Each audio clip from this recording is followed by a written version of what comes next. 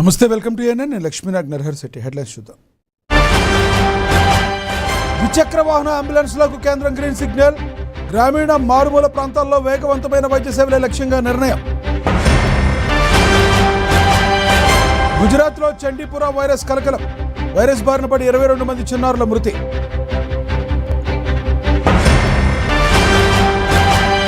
గాయం తర్వాత తొలిసారి స్పందించిన రష్మిక మందన. ఇది దేవుడిచ్చిన బలవంతపు సెలవని పోస్ట్. తెలుగు రాష్ట్రాల్లో భారీ వర్షాలు, పలు జిల్లాలకు హెచ్చరికలు జారీ.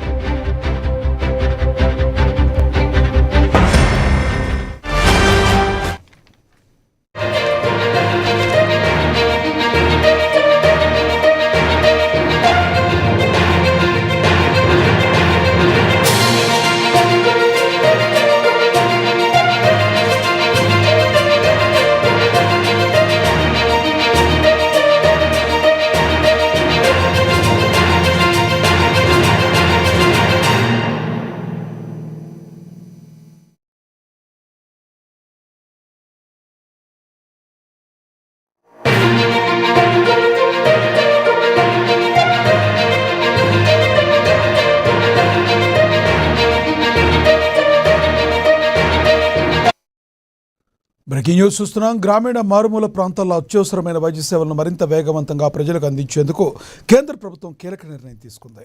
ఇందుకోసం కేంద్ర మోటారు వాహన నిబంధనలు 1989లో సవరణను ప్రతిపాదిస్తూ ముసాయిదా నోటిఫికేషన్ విడుదల చేస్తుంది. ఈ సవరణ ప్రకారం L2 కేటగిరీ ద్విచక్ర వాహనాలను అంబులెన్సులుగా వినియోగించుకునేందుకు అనుమతి కల్పించనుంది. అలాగే ఈ ద్విచక్ర అంబులెన్సుల నిర్వహణ, రిజిస్ట్రేషన్, ఫిట్నెస్ వంటి అంశాలకు ప్రత్యేక నిబంధనలు రూపొందించనుంది. రాష్ట్ర ప్రభుత్వాలు నిర్దేశించే గ్రామీణ మారుమూల ప్రాంతాల్లో మాత్రమే ఈ ద్విచక్ర అంబులెన్సుల వినియోగానికి అనుమతి ఉండనుంది. ఈ ప్రతిపాదనలపై ప్రజలు, సంబంధిత వర్గాలు 30 రోజుల్లోపు తమ అభ్యంతరాలు, సూచనలు తెలియజేయవచ్చని కేంద్రం వెల్లడించింది. అందిన సూచనలు, అభ్యంతరాలను పరిశీలించిన అనంతరం తుది నోటిఫికేషన్ కేంద్ర ప్రభుత్వం జారీ చేయనుంది.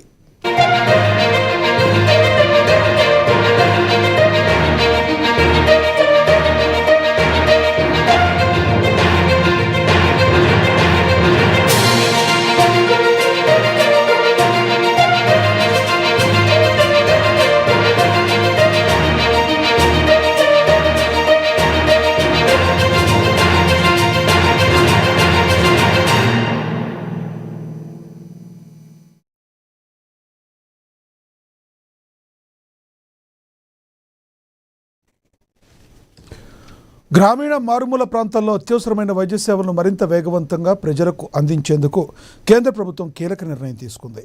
ఇందుకోసం కేంద్ర మోటారు వాహన నిబంధనలు 1989లో సవరణలు ప్రతిపాదిస్తూ ముసాయిదా నోటిఫికేషన్ విడుదల చేస్తుంది.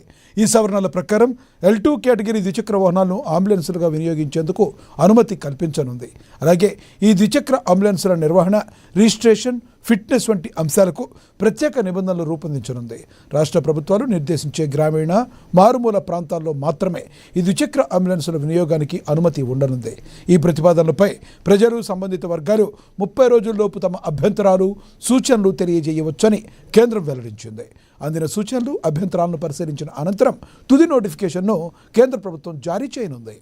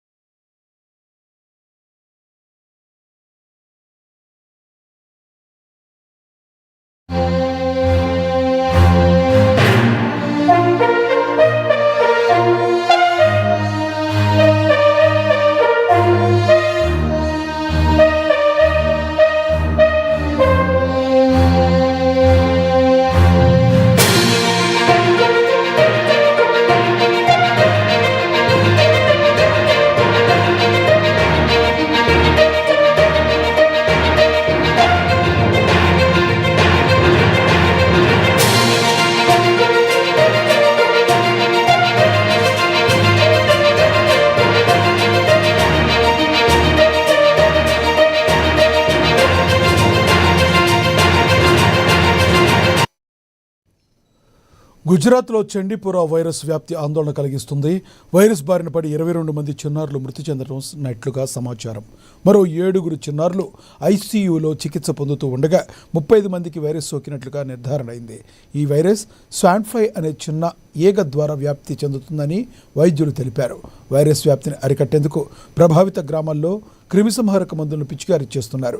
ప్రజలు పరిసరాలను పరిశుభ్రంగా ఉంచుకోవాలని, జ్వరం లేదా మెదడు వాపు వంటి లక్షణాలు కనిపిస్తే వెంటనే వైద్యులను సంప్రదించాలని అధికారులు సూచిస్తున్నారు.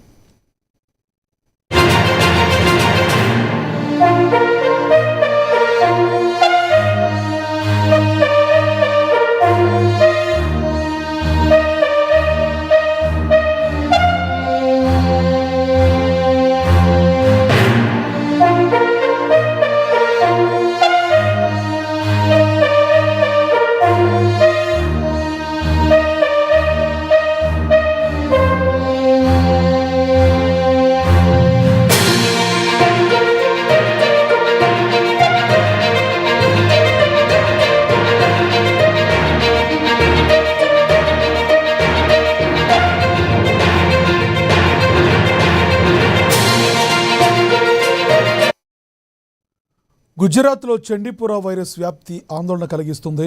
వైరస్ బారిన పడి 22 మంది చిన్నారులు మృతి చెందినట్లుగా సమాచారం. మరో 7 చిన్నారులు ఐసీయూలో చికిత్స పొందుతూ ఉండగా 35 మందికి వైరస్ సోకినట్లుగా నిర్ధారణ అయింది. ఈ వైరస్ శాండీఫ్లై అనే చిన్న ఈగ ద్వారా వ్యాప్తి చెందుతుందని వైద్యులు తెలిపారు. వైరస్ వ్యాప్తిని అరికట్టేందుకు ప్రభావిత గ్రామాల్లో క్రిమిసంహారక మందులను పిచికారీ చేస్తున్నారు. ప్రజలు పరిశుభ్రాలను పరిశుభ్రంగా ఉంచుకోవాలని, జ్వరం లేదా మెదడు వాపు వంటి లక్షణాలు కనిపిస్తే వెంటనే వైద్యులు సంప్రదించాలని అధికారులు సూచిస్తున్నారు.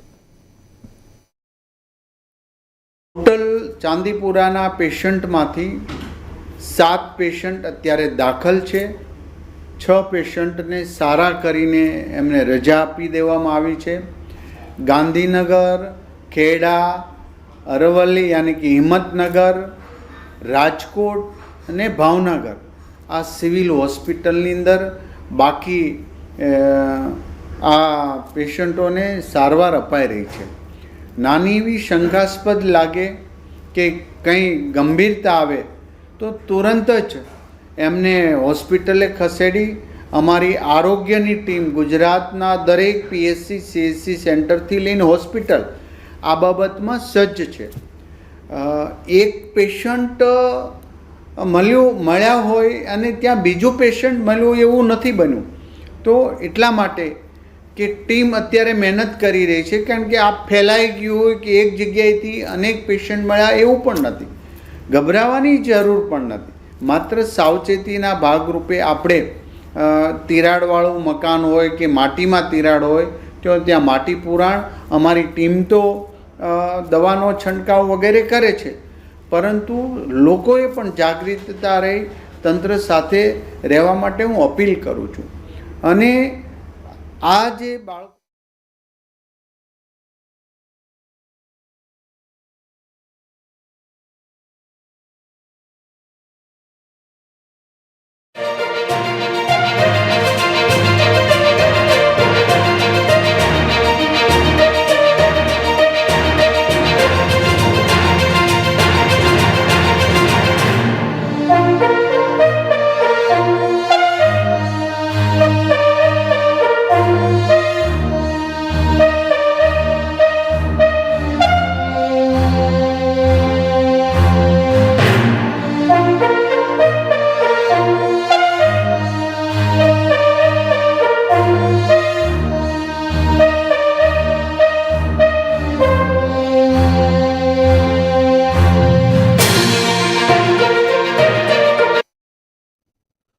న్యూస్ చూస్తున్నాం. గాయం తర్వాత తొలిసారి తన అభిమానులతో నేషనల్ క్రష్ రష్మిక మందన్న మాట్లాడారు.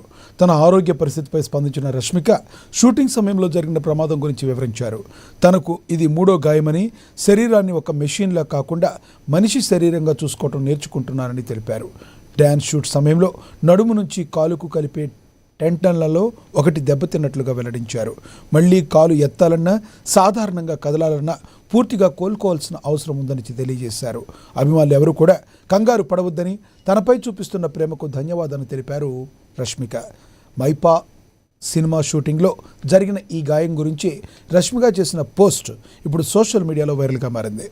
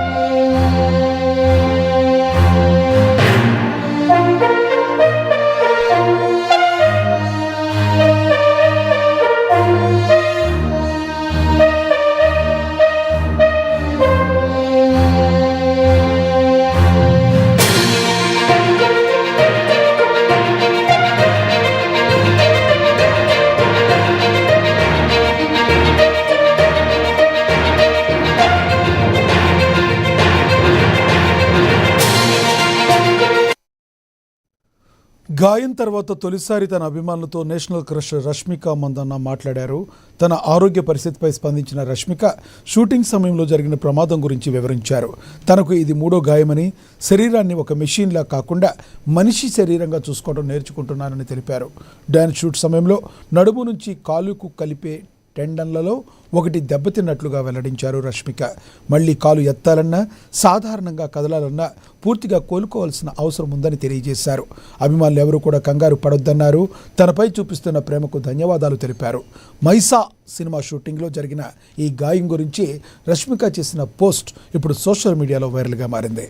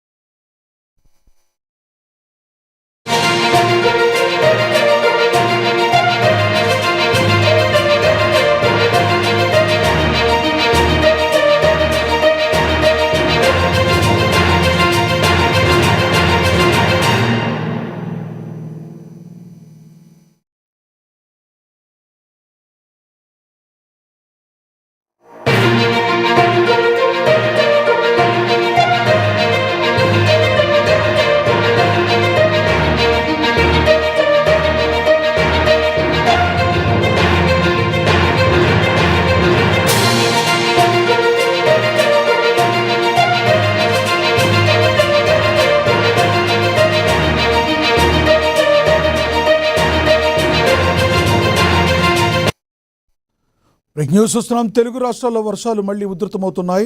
తెలంగాణలో పలు జిల్లాలకు భారీ వర్షాల హెచ్చరికలు జారీ కాగా కామారెడ్డి, సిరిసిల్ల, వికారాబాద్, రంగారెడ్డి జిల్లాలకు ఆరెంజ్ అలర్ట్ ప్రకటించారు.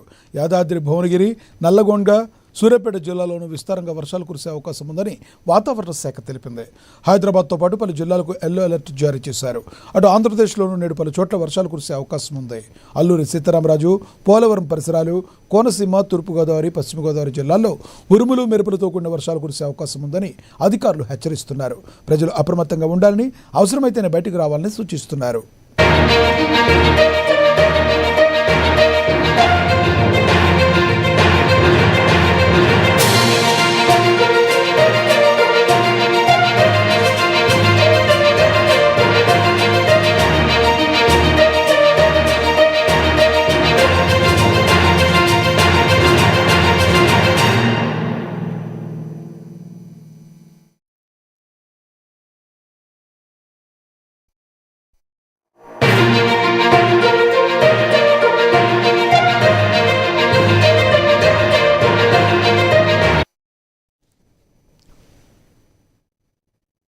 తెలుగు రాష్ట్రాల్లో వర్షాలు మళ్లీ ఉధృతమవుతున్నాయి. తెలంగాణలో పలు జిల్లాలకు భారీ వర్షాలు హెచ్చరికలు జారీ కాగా కామారెడ్డి, సిరిసిల్ల, వికారాబాద్, రంగారెడ్డి జిల్లాలకు ఆరెంజ్ అలర్ట్ ప్రకటించారు. యాదాద్రి, భువనగిరి, నల్గొండ, సూర్యాపేట జిల్లాల్లోనూ విస్తారంగా వర్షాలు కురిసే అవకాశం ఉందని వాతావరణ శాఖ తెలిపింది. హైదరాబాద్తో పాటు పలు జిల్లాలకు ఎల్లో అలర్ట్ జారీ చేశారు. అటు ఆంధ్రప్రదేశ్లోనూ నేడు పలు చోట్ల వర్షాలు కురిసే అవకాశం ఉంది. అల్లూరి సీతారామరాజు, పోలవరం పరిసరాలు, కోనసీమ, తూర్పుగోదావరి, పశ్చిమ గోదావరి జిల్లాల్లో ఉరుములు, మెరుపులతో కూడిన వర్షాలు కురిసే అవకాశం ఉందని అధికారులు హెచ్చరిస్తున్నారు. ప్రజలు అప్రమత్తంగా ఉండాలని, అవసరమైతేనే బయటకు రావాలని సూచిస్తున్నారు.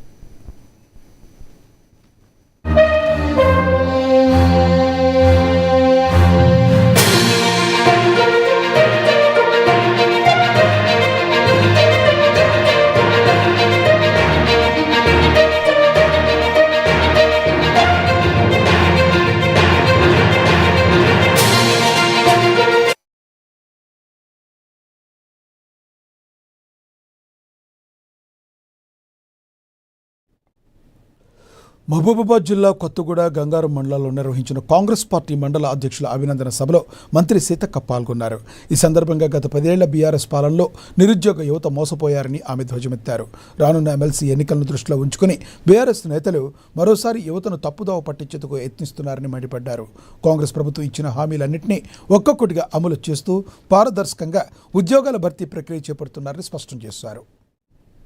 నూతన అధ్యక్షులు శ్రీ భానువతి రూప్సింగ్ గారికి తర్వాత మంత్రి గారి సన్మానం చేయబడుతుంది.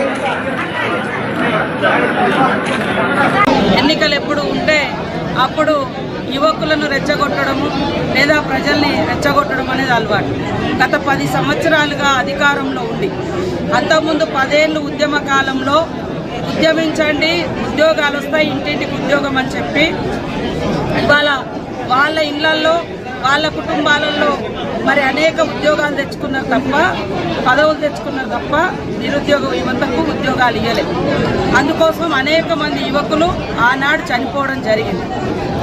కానీ ఈరోజు మా గవర్నమెంట్ వచ్చిన నుంచి మరి మన ముఖ్యమంత్రి రేవంత్ రెడ్డి గారు ఎప్పటికప్పుడు ఉద్యోగ నియామకాలు చేపడుతూ ఇప్పటి వరకు 74,000 ఉద్యోగాలు ఇవ్వడంతో పాటు ఇప్పుడు మళ్ళీ పోలీస్ రిక్రూట్మెంట్ కూడా దానికి నోటిఫికేషన్ ఇవ్వడం జరిగింది.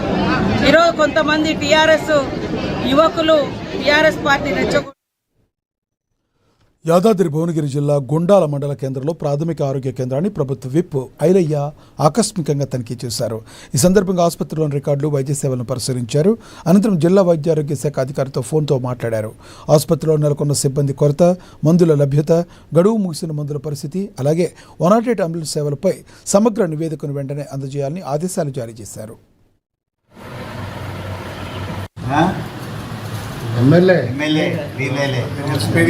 ఎప్పుడు వచ్చిన హాస్పిటల్కు తక్కువ ఇప్పుడు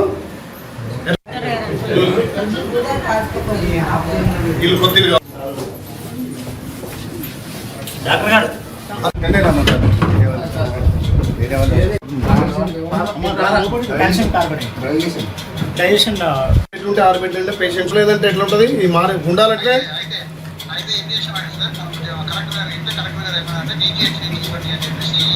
ఆర్డర్ ఇచ్చారు సార్. మనకు కమిషనర్ గారి నుంచి మన డీజీహెచ్ సూపరింటెండెంట్ నుంచి ఒక 9 మందిని ఇస్తామన్నారు. రాగానే అక్కడ అడ్జస్ట్ చేస్తాం. డిఎంహెచ్ఓ గారు ముందుగా ఎమ్మెల్యే దృష్టికి తీసుకురావాలి. ఎమ్మెల్యే అంటే గవర్నమెంట్ కదా, గవర్నమెంట్ దృష్టికి తీసుకొచ్చిన దాని తర్వాత రాకపోతే కలెక్టర్ చెప్పిద్దాము. నేను కలెక్టర్ కూడా మాట్లాడతా. ఇప్పుడు ఇంకోటి, ఈ అంబులెన్స్ ఎవరు మెయింటైన్ చేస్తున్నారు? దానికి టైర్లు మొత్తం పోయినాయి. పేషెంట్ తీసుకోకపోతే ఎక్కడైనా ఆ పంక్చర్ అయినా ఇదైనా వాళ్ళ నెంబర్ ఉంటే నాకు పెట్టు, నేనైనా మాట్లాడుతూ, నువ్వన్నా మాట్లాడు. మీరు కానప్పుడు మాతో చెప్పాలి, మేమైనా మాట్లాడతాం కదా. ఇప్పుడు గుండాలకు ఇప్పుడు మనం కొత్త అంబులెన్స్ ఇచ్చినాము, మరి ఎవరు దాన్ని మార్చి పాత అంబులెన్స్ పెట్టి ఎవరు ఈ కాంటాక్ట్ ఎవరు చూస్తారు అంబులెన్స్ది? కాకినాడ జిల్లా పిఠాపురం నియోజకవర్గం నవకండ్రవాడ గ్రామంలో వీఆర్ఓపై వచ్చిన ఫిర్యాదు అవాస్తవమని గ్రామస్తులు తెలిపారు. వీఆర్ఓ పొన్నాడ రాంబాబు తమ గ్రామంలో బాధ్యతలు చేపట్టినప్పటి నుండి ప్రజలకు అందుబాటులో ఉంటూ సేవలు అందించారని గ్రామ పెద్దలు పేర్కొన్నారు. తప్పుడు ఫిర్యాదుల ఆధారంగా చర్యలు తీసుకోవద్దని అధికారులను కోరారు.